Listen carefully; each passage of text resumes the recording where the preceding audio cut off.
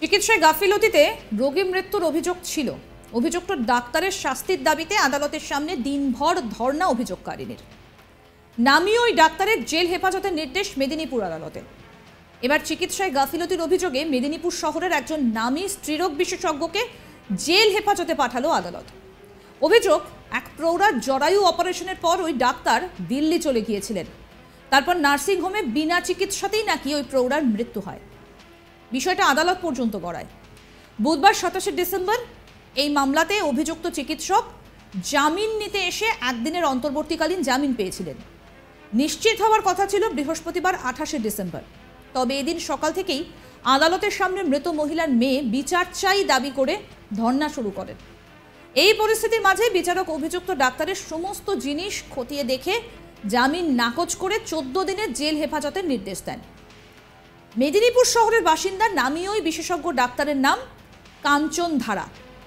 এই কাণ্ডে প্রধান অভিযোগকারী গড়বেতার বাসিন্দা কেয়া মাইতি বলেন, তার মায়ের জরায়ুর সমস্যা ছিল। কাঞ্চন ধারাকে দেখানোর পর তিনি নার্সিংহোমে ভর্তি করতে বলেছিলেন। সেখানে উনি মায়ের অপারেশন করার পর না জানিয়ে দিল্লি চলে যান। তারা বিষয়টা বুঝতে পারেননি। নার্সিংহোমে ভর্তি থাকা অবস্থাতে মা আরও অসুস্থ হতে শুরু করেন। কোনো চিকিৎসাই তার হয়নি।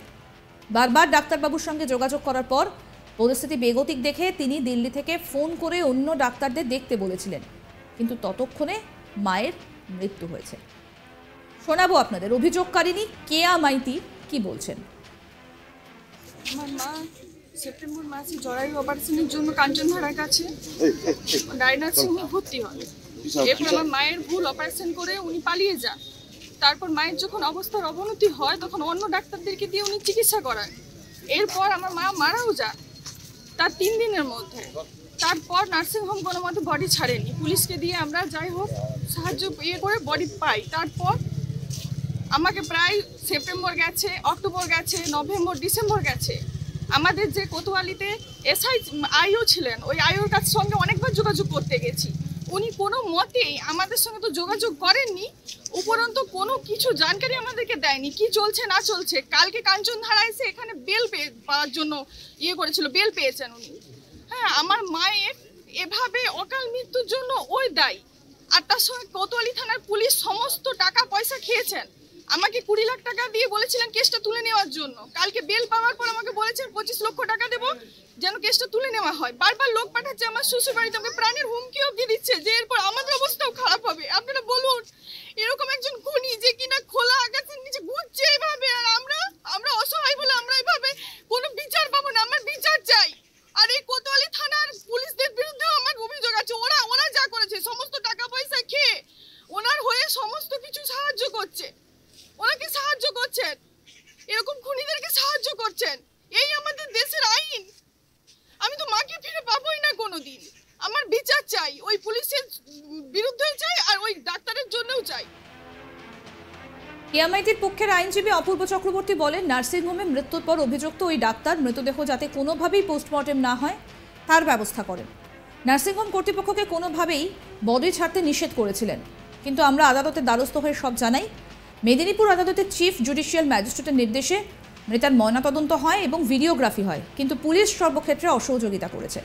আমরা মামলা এগিয়ে নিয়ে যেতে চাই। এই মামলাতে বুধবার তিনি আগাম জামিন নিতে হাজির হয়েছিলেন আদালতে। একদিনের অন্তর্বর্তীকালীন জামিন দিয়েছিলেন বিচারক, কিন্তু সেই জামিন চূড়ান্ত হবার কথা ছিল বৃহস্পতিবার। আমরা সেখানে বিচারকের কাছে ঘটনার পূর্ণ বৃত্তান্ত তুলে জামিন নাকচ করার আবেদন জানিয়েছিলাম, আর সেই মতো বিচারক আমাদের আবেদন মতো ঘটনার সব কিছু দেখে ওনার জামিনের আবেদন নাকচ করে 14 দিনের জেল হেফাজতের নির্দেশ দিয়েছেন। ওই চিকিৎসকের বিরুদ্ধে এমন 8টি মামলা রয়েছে, গুরুতর অভিযোগ রয়েছে সব ক্ষেত্রেই। আইনজীবী অপূর্ব চক্রবর্তী কি বলছেন তার বক্তব্য শোনাবো। এর ইতিহাসটা জানতে হলে আপনাকে পেছোতে হবে 20 সেপ্টেম্বর। কেয়া মাইতি জনৈক আমার ক্লায়েন্ট কেয়া মাইতির মা জরায়ুর অপারেশনের জন্য ওনার নার্সিংহোমে ভর্তি হয়। নার্সিংহোমের যে কি অপারেশন হয়েছে আমরা জানি না। অপারেশনের পর থেকে ওই ডাক্তারবাবুকে আর খুঁজে পাওয়া যায় না। 7 দিন বসে আছে, ক্রমশ তার ক্রমাগতি হচ্ছে শারীরিক অসুবিধা হচ্ছে, কিন্তু তাদেরকে পাওয়া যায়নি। ন্যাচারালি ওখানে ধীরে ধীরে উনি ওখানে মারা যান। মারা যাওয়ার পরে এবারে উনি তো সক্রিয় ওঠেন এবং পুলিশ প্রশাসন সমস্ত ওনার হাতে, এখানে প্রভাবশালী যেহেতু এই সমস্ত জায়গাকে ম্যানেজ করে ফেলেছিলেন। তখনই আমরা সিজিএম এর কাছে, লার্নার সিজিএম এর কাছে আমরা প্রেয়ার করি যাতে ভিডিওগ্রাফির মাধ্যমে পোস্টমর্টেম করা যায়, কারণ পোস্টমর্টেম ডাক্তারই করবে, তখন তো রক্ষকই ভক্ষক হয়ে যাবে। তাই ভিডিওগ্রাফি যেন করা থাকে। এরপর ভিডিওগ্রাফির মাধ্যমে পিএম করা হয়, আমরা সঠিক জায়গাতে সঠিকভাবে দরখাস্ত করি, প্রাথমিকভাবে ওনার নেগলিজেন্সি প্রমাণ হয়, এটা এক ধরনের প্রায় মার্ডার বলা যায়। এরপরে ওনার বিরুদ্ধে এফআইআর হয়, সেই এফআইআরে উনি গত ডেটে মানে গতকালকে উনি জামিন নিতে আসেন। খেলা দেখুন পুলিশ প্রশাসনের খেলা কেমন। ভারতবর্ষে যখনই কোনো আসামিকে প্রডিউস করতে হয় along with CD, case diary produce করতেই হয়, কিন্তু পুলিশ কোনো কেস ডায়েরি পাঠাননি, খালি ফরওয়ার্ডিং রিপোর্ট পাঠিয়ে দিয়েছেন। সেই বেসিসে জজ সাহেব দেখলেন যে 41 এর নোটিশ কমপ্লাই করে দিয়েছেন, তাই উনি সচরাচর যেমন বেল হয় বেল দিয়ে দিয়েছিলেন। তো আজকে ওনার কনফার্মেশনের বেলের প্রেয়ার ছিল, সেই প্রেয়ার অনুযায়ী আমরা তখন এই বেল অপোজ করি যে এটা কিভাবে হতে পারে। তো সেই অনুযায়ী জজ আজকে হিয়ারিং করেন, হিয়ারিং করে আজকে সমস্ত ডকুমেন্ট দেখে তথ্য দেখে দেখলেন যে সত্যিকারের যে সাফিসিয়েন্ট মেটেরিয়ালস আছে, তো ওনার বেল ক্যান্সেল করে ওনাকে আগামী 11ই জানুয়ারি 2024 পর্যন্ত জুডিশিয়াল কাস্টডিতে থাকার অর্ডার করেছে। সেই অনুযায়ী উনি আজকে জেলে যাচ্ছেন, কারণ উনি যে ডাক্তার নন এই জায়গার, এক প্রকার উনি একজন ডাকাত। একটা নয়, ওনার বিরুদ্ধে 8খানা মামলা আছে, সেই মামলার সমস্ত কেসেরই আমি কমপ্লেনেন্টের হয়ে আছি। চিকিৎসককে একদিনের মাথায় বেল ক্যান্সেল করে জেলে পাঠানো হলো, এটা কতটা নজিরবিহীন বলে আপনি মনে করেন? ভীষণ নজিরবিহীন, এই মেদিনীপুর জজ কোর্টের ইতিহাসে এইরকম নেই। বেল যেই সিজিএম দিয়েছেন এবং তিনি ক্যান্সেল করছেন, সেই রকম নজির আমাদের কাছে একটাও নেই। আপার কোর্ট দিয়েছে, এইটাই এইখানে প্রথম, এবং নিশ্চয়ই গুরুত্ব আছে এইটা, নাহলে ইনি করবেন না, এরকম আজ পর্যন্ত হয়নি। আয়োর ভূমিকা থেকে এত অপদার্থ অপদার্থ বলবো না, উনি ইচ্ছে করে করেছেন, বুঝতে পারছেন পুলিশ প্রশাসনেরা সমস্তকে বুড়ো আঙুল দেখান, সমস্ত বুড়ো আঙুল দেখিয়ে এতদিন ঔদ্ধত্য। আপনি দেখুন 3 বছর ধরে প্রায় 7-8টা মামলার উনি আসামি, একটা কেসেও কোনো ইনভেস্টিগেশন এগোয়নি, উনি বেলও নেননি, বহাল তবিয়তে শহরে ঘুরে বেড়াচ্ছেন, এরকম ক্রাইম করে বেড়াচ্ছেন, কিভাবে সম্ভব? সরকারি আইনজীবী নাজিম হাবিব কি বলছেন সেটাও শোনাবো। মেদিনীপুরের রায় নার্সিং হোমে একজন পেশেন্টকে মৃত্যু করে কেন্দ্র করে যে মামলা হয়েছিল, সেই মামলায় গতকাল ডক্টর কাঞ্চন ধারা সারেন্ডার করেছিল। গতকাল সিডি ছিল না, সেই জন্য আজকে লার্নেড কোর্ট সিডি কলফার করে হিয়ারিং এর ডেট রেখেছিল অন্তর্মধ্যকালীন জামিন দিয়ে, এবং অবজারভেশন ছিল গতকালের অর্ডারে যদি কোনো অ্যাডভার্স অর্ডার বা রেকর্ড সিডিতে পাওয়া যায় এগেনস্ট দিস অ্যাকিউজড, তাহলে বেল উইল বি ক্যান্সেলড। আজকে হিয়ারিং হয়, অ্যাপিয়ারেন্স ছিল, আজকে হিয়ারিং হয়।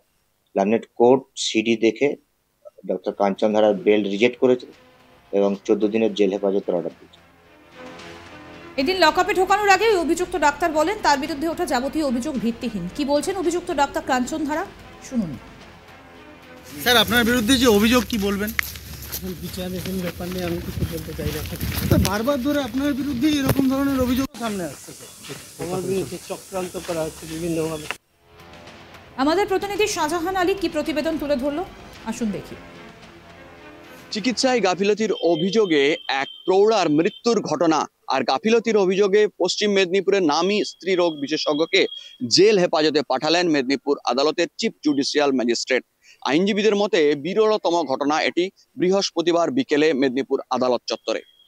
উল্লেখ করা যায়, পশ্চিম মেদিনীপুরের গড়বেতা এলাকার এক প্রৌঢ়া জরায়ুর সমস্যা নিয়ে গত সেপ্টেম্বর মাসে দ্বারস্থ হয়েছিলেন মেদিনীপুর শহরের নামকরা একজন স্ত্রীরোগ বিশেষজ্ঞ কাঞ্চন ধারার। পরিবারের অভিযোগ, কাঞ্চন ধারা তাকে দেখার পর অপারেশনের পরামর্শ দিয়েছিলেন, তার পরামর্শেই মেদিনীপুর শহরের একটি নার্সিংহোমে ভর্তি করা হয়েছিল। সেখানে 20 সেপ্টেম্বর যে অপারেশন করা হয়। পরিবারের অভিযোগ, অপারেশন করার পর কাউকে কিছু না জানিয়ে ওই চিকিৎসক দিল্লি চলে গিয়েছিলেন। অন্যদিকে নার্সিংহোমে অপারেশনের পর ভর্তি থাকা ওই প্রৌঢ়ার শারীরিক অবস্থার অবনতি হতে থাকে। ফোনে বিভিন্নভাবে সেই অভিযুক্ত ডাক্তারের সঙ্গে যোগাযোগ করার চেষ্টা করলেও তিনি নাকি গুরুত্ব দেননি। 5 দিনের মধ্যেই তার পরিস্থিতি আরো খারাপ হয়ে যায়। তখন পরিস্থিতি খারাপ যাচ্ছে বুঝতে পেরে ওই চিকিৎসক দিল্লি থেকেই নাকি ফোন করে অন্য চিকিৎসক দিয়ে নার্সিংহোমে চিকিৎসার ব্যবস্থা করেন। ততক্ষণে আর উদ্ধার করা সম্ভব হয়নি, মৃত্যু হয় ওই প্রৌঢ়ার।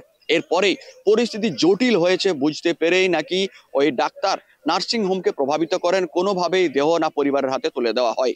এই কাণ্ড নিয়ে সরগরম পরিস্থিতি তৈরি হয়। অভিযোগকারী অর্থাৎ ওই মৃতা প্রৌঢ়ার মেয়ে দ্বারস্থ হয় পুলিশের এবং আদালতের। শেষ পর্যন্ত আদালতের নির্দেশে ওই দেহ ময়না তদন্তের নির্দেশ দেওয়া হয় এবং পুরো ঘটনার পোস্টমর্টেম ভিডিও প্রক্রিয়া করে রাখতে বলা হয়। সেই মতো এই ঘটনাতে একটি মামলা শুরু হয় মেদিনীপুর আদালতে।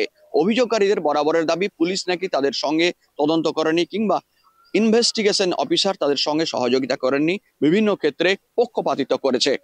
এরপরে মেদিনীপুর আদালতে বিচার প্রক্রিয়া চলার পরে গত বুধবার ওই অভিযুক্ত মেদিনীপুর শহরের নামী স্ত্রীরোগ বিশেষজ্ঞ কাঞ্চন ধারা জামিন নিতে হাজির হন মেদিনীপুর আদালত চত্বরে।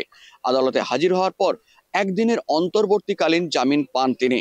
অন্যদিকে সেই জামিনের নিশ্চিত জামিন করার জন্য অর্থাৎ কনফার্মেশনের জন্য পরবর্তী দিন ডেট দেওয়া হয় বৃহস্পতিবার। সেইখানে এই আইনজীবীর পক্ষ থেকে অর্থাৎ অভিযোগকারীদের পক্ষ থেকে আইনজীবী চূড়ান্ত লড়াই দেন। অন্যদিকে অভিযোগকারী এই মহিলা তথা মৃতার মেয়ে তিনি মনে করেন ওই অভিযুক্ত ডাক্তার শিথিলতা পাচ্ছেন। তিনি চরম শাস্তি দাবি করে মেদিনীপুর আদালতের চিফ জুডিশিয়াল ম্যাজিস্ট্রেটের এজলাসের সামনেই ধর্ণা অবস্থান শুরু করে দেন। বিচার চাই হাতে প্ল্যাকার্ড লিখে ধর্ণা অবস্থান করেন। বৃহস্পতিবার দিনভর এই চিত্র নিয়ে সরগরম ছিল পশ্চিম মেদিনীপুরের আদালত চত্বর। প্রচুর পরিমাণে পুলিশও দেওয়া হয়েছিল, প্রভাবশালী চিকিৎসক তিনি আদালতে হাজির হয়েছেন।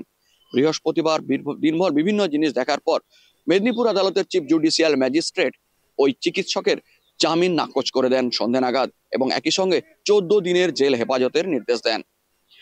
অভিযোগকারীদের পক্ষ থেকে আইনজীবী অপূর্ব চক্রবর্তীর দাবি ডাক্তার যথেষ্ট প্রভাবশালী, এরকম 8টি মামলা তার কাছে রয়েছে ওই ডাক্তারের বিরুদ্ধে। প্রতিটি ক্ষেত্রে নাকি বিভিন্ন জায়গায় প্রভাব খাটিয়ে তিনি গ্রেপ্তারি পরোয়ানা এড়িয়ে বাইরে রয়েছেন। অবশেষে একটি জায়গায় তিনি সম্ভব হলেন জেল হেফাজতে যাওয়ার। এমন অনেক মামলা রয়েছে এবং তার চিকিৎসা নিয়ে বহু প্রশ্ন রয়েছে। তবে এই ঘটনায় অনেকেই ওই ডাক্তারের বিরুদ্ধে অভিযোগ করেছেন বিভিন্ন রকম ক্ষেত্রে চিকিৎসায় গাফিলতির। সব মিলিয়ে বৃহস্পতিবার মেদিনীপুর আদালতের এই ঘটনা একটা নজির সৃষ্টি করেছে বলে দাবি আইনজীবী মহলের। পশ্চিম মেদিনীপুর থেকে ক্যামেরায় মকবুল হোসেনের সঙ্গে শাহজাহান আলী, আজ তাক বাংলা। আরও আপডেট পেতে আজ তাক বাংলার ইউটিউব চ্যানেল সাবস্ক্রাইব করুন, নোটিফিকেশন পেতে বেল বাটন অপশন প্রেস করুন। এই ভিডিও সম্পর্কে আপনাদের মতামত জানান, কমেন্ট করুন, শেয়ার করুন, হোয়াটসঅ্যাপে ফলো করুন আজ তাক বাংলা।